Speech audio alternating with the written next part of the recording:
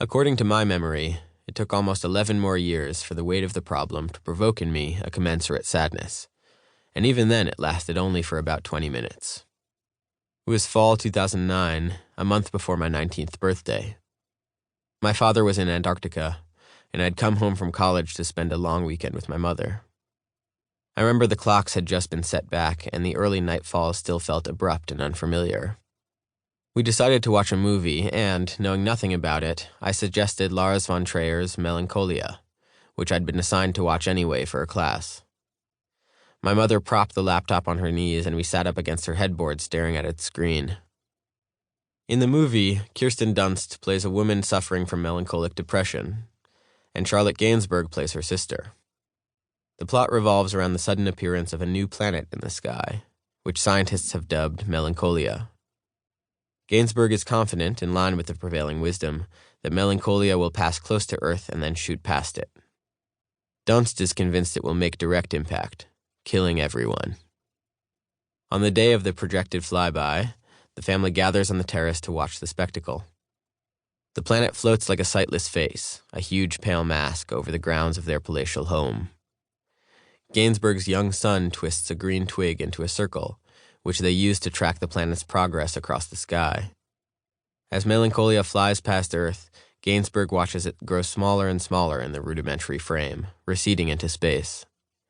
She is giddy with relief, though Dunst is listless as a prop, hardly responding to the news.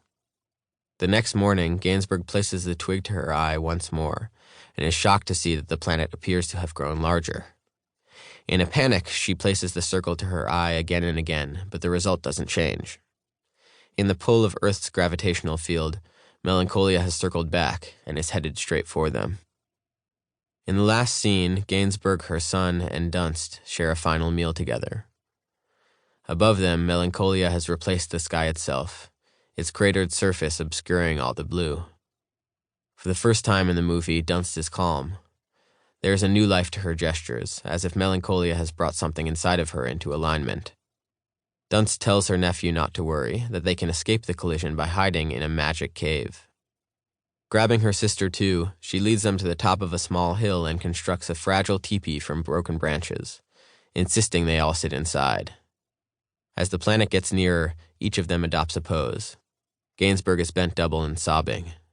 Her son has closed his eyes, trusting in the cave. And Dunst sits cross-legged, watching them both, a new sense of peace straightening her back and relaxing her shoulders. Then Melancholia makes impact, destroying the entire world. When the movie ended, we watched the credits scroll across the screen, neither of us making a move to break the spell. I could feel the heat from the bottom of the laptop, the beleaguered whir of its little fan. Then all of a sudden I was sobbing, really sobbing, like the sobs were gripping my arms and shaking me hard enough to dislodge tears. It was so sudden that at first I didn't know what was happening, and so couldn't explain to my mother that the movie had finally induced the kind of feeling I'd always assumed was latent in my understanding of the problem.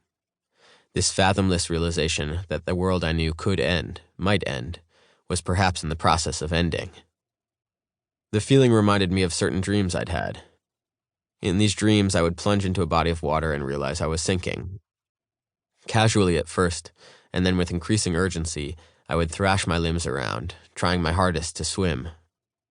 But no matter how hard I kicked, the surface would continue to recede, and the water would grow blacker and blacker.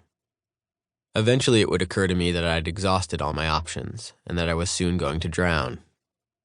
I would feel my mind wrapping its arms around this fact, trying to press it into an alternative formation, squeeze from it some last trickle of hope. And when this failed, the gates of my mouth would open, and resignation would come flooding in with the water. A sudden slackening of the muscles, a last-minute shuffling of priorities, the bounds of my foresight snapping back to within arm's reach. Then I would wake up suddenly and, without moving, stare into the darkness above my face, trying and failing to retain this feeling that was so elusive in waking life. The feeling that I could die, was in fact going to die. But like with those dreams, the feeling induced by Melancholia quickly dissolved. I stopped crying and got up without explanation, assuring my mother that everything was fine.